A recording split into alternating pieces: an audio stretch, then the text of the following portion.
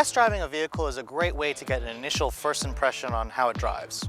Owning the car for another year, or for a year, is an even better way to figure out exactly what are the pros and cons of this vehicle. Now, I've had this car since December of 2011, so it's been roughly a year that I've actually owned it. I've put about 11,900 miles on the car. And today I'm going to go over all the pros, all the cons, and figure out exactly what Honda needs to change to make the fit even better, and what they need to keep the same to maintain that level of consistency in this car. So after 12 months and nearly 12,000 miles, am I still in love with this car? Well, let's find out.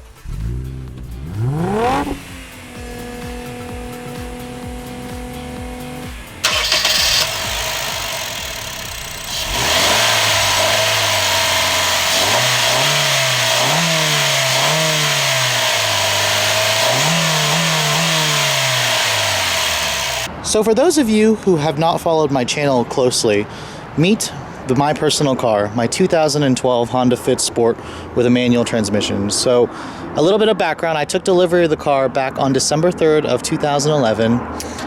It's essentially the first brand new car I ever bought on my own after graduating school. The Fit that I have is essentially the updated version of the second generation. Honda updated the Fit in 2012 substantially. I've got the Vortex Blue Pearl Sport with a manual transmission, kind of a rarer model to go with. Most Fits that you see are automatic transmissions. I remember I waited about 2 weeks for this car to come in just because I wanted this specific color. Now, I know I haven't given you guys an update video in a while. This Vortex Blue Pearl color is an Acura color technically, as you can't really get it on any other Hondas. Those 16-inch alloy wheels are a new design for 2012. It's essentially one of the reasons why I bought this car, because I really like the rims. I also like the way this car looks and the way it drives. Now, in about 12 months, I've put about 11,900 miles on the car. And you can see I'm kind of OCD about keeping it clean. The car still looks pretty much brand new. People still ask me if it's my new car. A couple things I did add to it. I added those IV Tech stickers on the rear door, kind of to simulate what a Civic Si has. Except mine is the correct one. It says SOHC for single overhead cam, as I know this car isn't a double overhead cam engine. I also added the rear bumper applique on the rear bumper, and it's actually done a really nice job at protecting the rear bumper from scratches and scuffs, as I do use this car as utility quite often.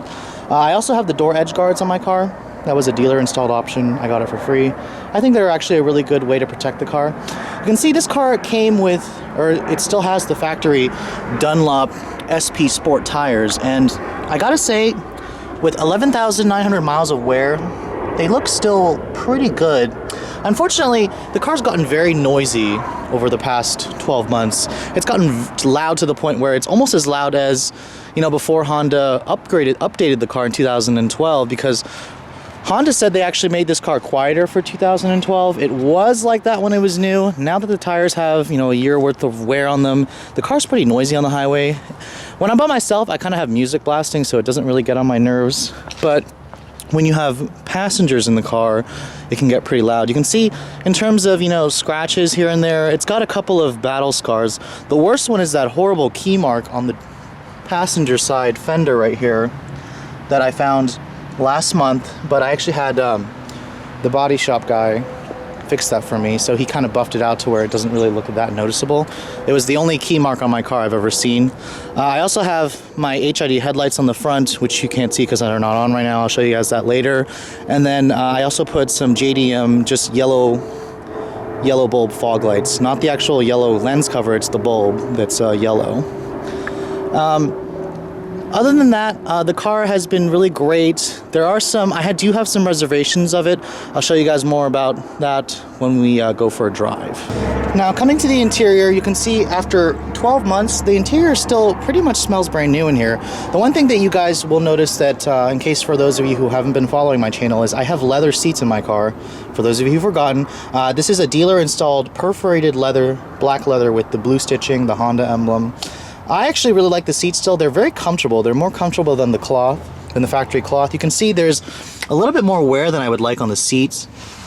And I'm not even really that fat, honestly, so I'm a little annoyed that it's wearing. I do put leather conditioner on the seats once a month, so it's not that I'm not taking care of them, because I am. You guys know me, I'm pretty OCD. Now, one of the reasons why I love the fit is this roomy cabin for such a small car. I mean, it still amazes me to this day when I get into, because I review and sit in and drive a lot of cars nowadays, guys, and it still surprises me just how spacious and comfortable my fit is. You can see there's the Honda key for the car. I am ready for a car with push-button start. I've decided I want it, and I'll show you guys the mileage, 11,852 miles on it. I don't drive that much, honestly. I used to, but not anymore. The engine has been a peach. It doesn't give me any problems whatsoever. Shutting the door, only the driver window is automatic up, down. I'm used to it now. That Focus ST I want to get is going to have all 4 windows up and down. That's going to be cool. You can see the rest of the interior in here is just, it looks brand new essentially. That leather wrap shift knob that I put on is the Honda aftermarket leather wrap shifter. It actually matches the blue stitching on the seats. I really like that. You can see a couple of dangling wires here and there for those of you who've forgotten. This car does not have factory satellite radio or Bluetooth. Here's my little Bluetooth thing. Kind of ghetto, I know. I'm definitely ready for a car that has factory Bluetooth. This irritates me every time, is the fact that there's a lack of tech in this car. Other than that, the interior is all hard plastic. This is like an updated piece for 2012. It's all hard, cheap plastics, but this is a subcompact car, so you kind of have to lower your expectations. I still love the dual glove box, except unfortunately you can see my sunglasses are in there. There's no sunglass holder in this car. Kind of a stupid omission. The glove box kind of cheaply falls. It has decent space, but there are a lot of cup holders in this car, and I greatly appreciate that. You got a cup holder right there, cup holder right there, and it will keep your warm drinks warm in the wintertime and your cold drinks cold in the summertime. You can see the leather extends to the door panel. It's all leather stitched here, just like the seats, except it's not padded. It's just kind of leather covering hard plastic. But it's nice that the dealer actually matched it. You can see they didn't actually put the panels on back together properly, as that shows a little bit of a gap. The door handles here are pretty cheap. They're silver painted plastic, but this is a subcompact car again. The door panels on the side here can get scuffed up pretty easily. That's from my shoe hitting it.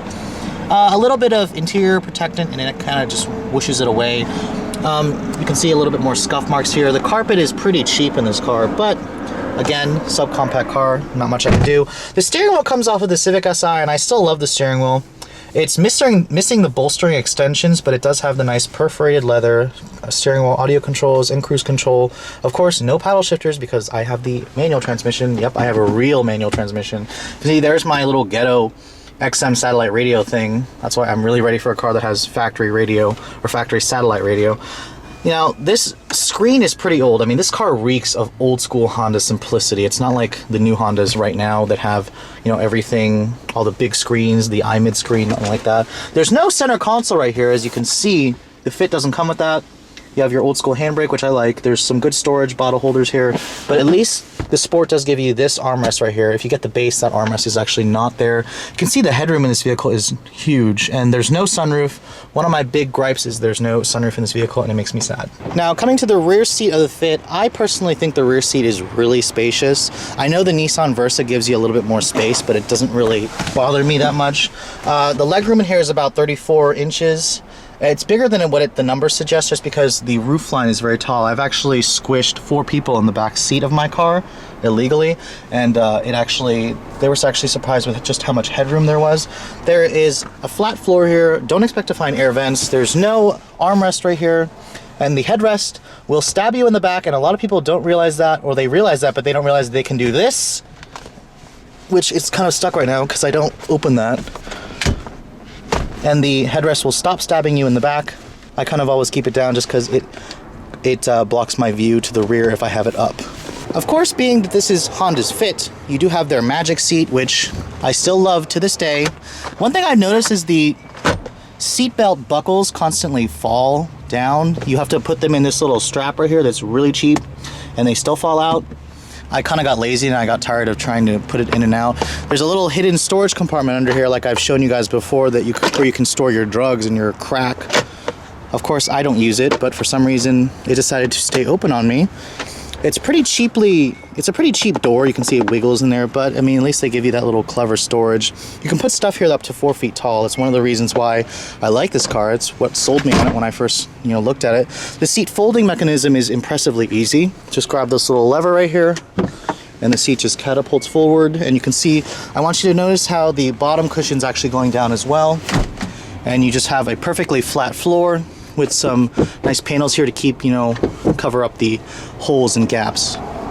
The door panels in the rear are pretty much the same as the front. They gave us the leather stitching here from the dealer.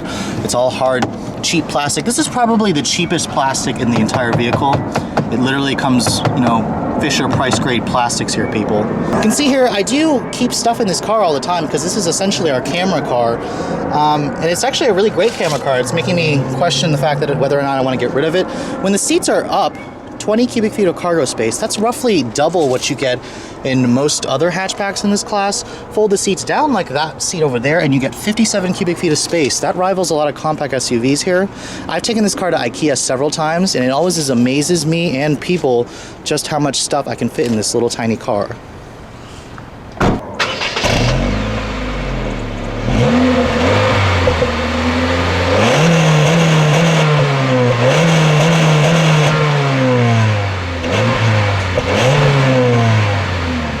And then of course under the hood, as usual, you'll find Honda's tiny, tiny little 1.5 liter four-cylinder.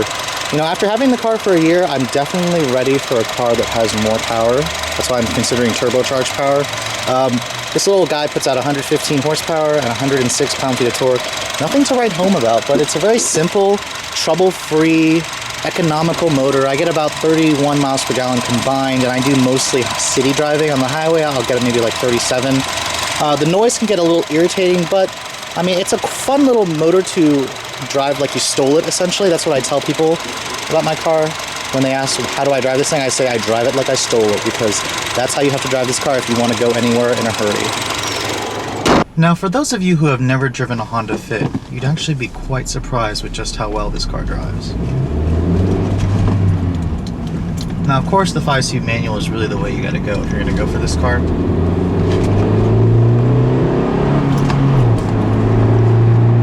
Shifter is really typical Honda. It's easy. The clutch is kind of numb. Actually, when I first bought the car, I didn't notice just how kind of vague the clutch is. It's really light and easy, but the engagement point is kind of tricky. It's kind of right at the end of the travel, and it can kind of be easier to stall this car if you're not paying attention. Of course, I'm used to it, but for those of you who are used to driving, other cars, you might stall this car out for the first time.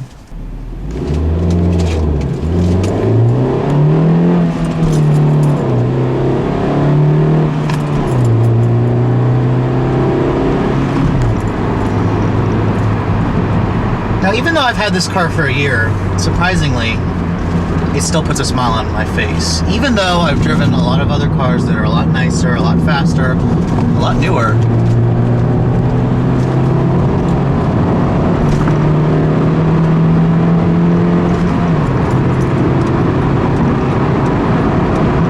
Now, you don't buy a subcompact car for, commuting on the highway. This is where the Fit really kind of just lags, especially even behind its competition, just because the Fit has a very high-strung attitude. The gearing in the 5-speed manual is not geared for efficiency or quiet highway cruising, as at 65 miles per hour, the engine is revving above 3,000. Most cars are revving above 3,000 at like 70 miles per hour, or at 75, not at 65 miles per hour. Now you can hear the noise in here is quite high. Usually I have my music on like this.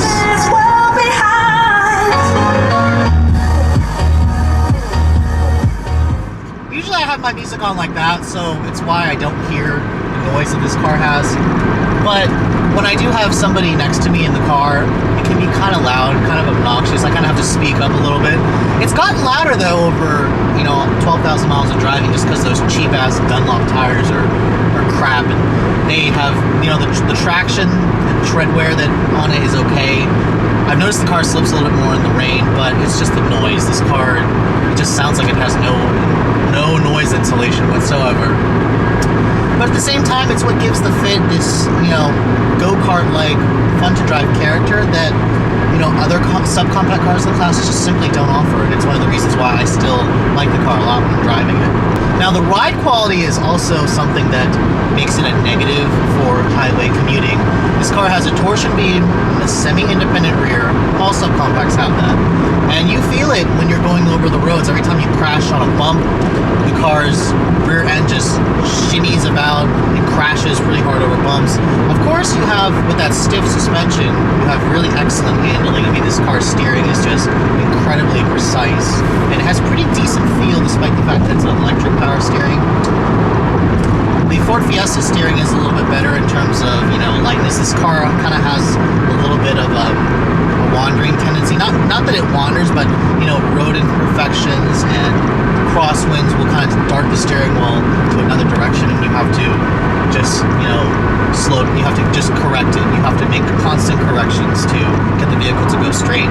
Versus, with the Ford Fiesta, for example, it kind of just tracks very straight, and crosswinds don't affect it as much. So I thought about making a list of, what my thoughts were, pros and cons for this vehicle. And it's a pretty extensive list. I would probably say the cons are outweighing the pros right now. So here's my list of pros. The car's very economical. I mean, it cost me about $30 to fill this car up from an empty tank to a full tank. The car gets pretty decent fuel efficiency, 30 miles per gallon in the city and 37 on the highway. It's very fun to drive. It's still a really fun to drive car. The utility is just unbelievable. This car's interior packaging really just impresses, even to this day, despite the fact that the Fit is 3 or 4 years into its product life cycle, the interior packaging still impresses. I mean, it's got excellent resale value. I was looking up, resale values of this car because I was thinking about trading it in next year in the spring for a Focus ST, and my particular one with the the dealer installed leather is probably worth about 15, maybe 15.5 if I was trading it to a Honda dealer as a trade-in, just because they still retail for close to sticker if you want to purchase this used, and the Honda dealer will probably certify it, so it's one of the reasons why the Honda dealer will give me more for the car. And I guess my last pro would be just the simplicity of this vehicle. It's a very simple car. It's a very easy car to live with in the city. It's very low maintenance. It's, the typical Honda reliability, resale value. And that's probably where my list of pros ends. I mean, it's got a great shifter also. It's an easy car to teach how to drive to teach someone how to drive a stick shift in. So now on to the bad news. What are the cons of this vehicle? And that's where my list has gotten longer over, my year-long period. For one, I've got a crap ton of traffic at 4:44 in the afternoon on a Saturday on the interstate. This is what Northern Virginia is about, people. And for those of you who complain, I can't drive a stick shift because I have so much traffic in my car or in my area. That's baloney, because I get stuck in this constantly and I drive a stick shift and it doesn't really bother me. You get used to it, people, so don't complain to me that you can't get a stick shift just because there's a lot of traffic. Unless really your leg hurts and you can't do it, but I would recommend something like this because it's easy. Now here's my list of cons. Back to that. For one, the car's really loud. It's got a really cheap interior, but of course, for that price point, that's what you expect. It's got no power. I mean, look at that. I was in 4th gear there trying to accelerate and the car almost stalled on me. There's a lack of tech. There's no Bluetooth in this model, and it's a sport. It really should come standard with it. You shouldn't have to get the goddamn navigation system, excuse my language, just to get Bluetooth. There's no satellite radio. What's another con for this vehicle? Oh, the brakes are crap. Because people here in Northern Virginia like to do brake checks all the time, the brakes in this vehicle with the drums in the back, I mean, it's got brake assist, it's got electronic brake force distribution, it's got ABS.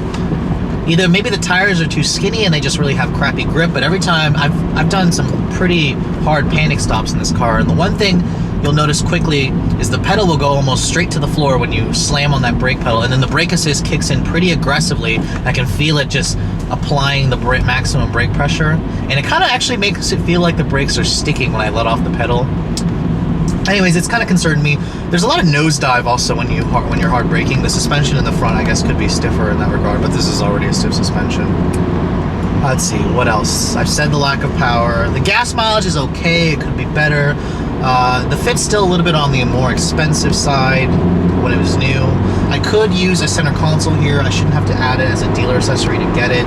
It needs a 6-gear, a 6-speed manual transmission. It would definitely help with, the high revs on the highway.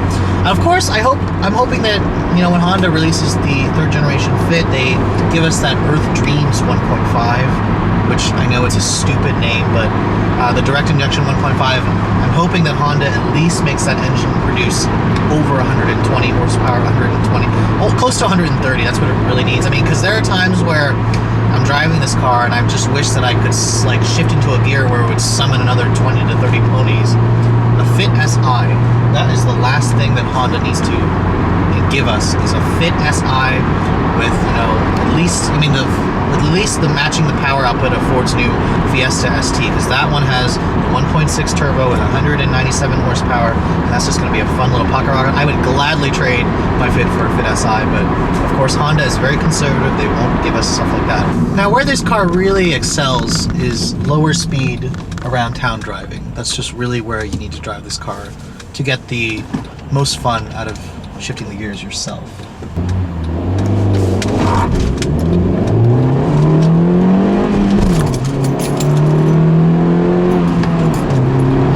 Just like any other true Honda, that's where the most fun is.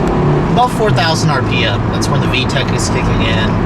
And, you know, surprisingly, those of you who have driven faster cars, myself including, this can still make you smile just when you get the revs up and you're just driving the car like you stole it, like I said. The handling of this car is also one of its strong suits as well. It's just really tight steering. You really just take the corners in this car a lot quicker than you would expect in this kind of a car.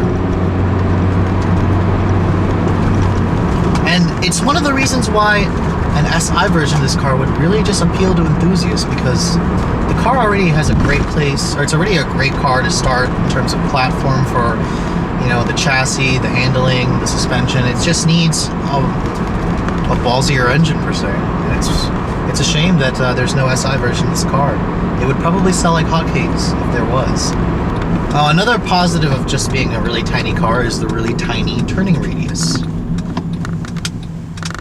mean, you got 16-inch wheels on a really short 98-inch wheelbase.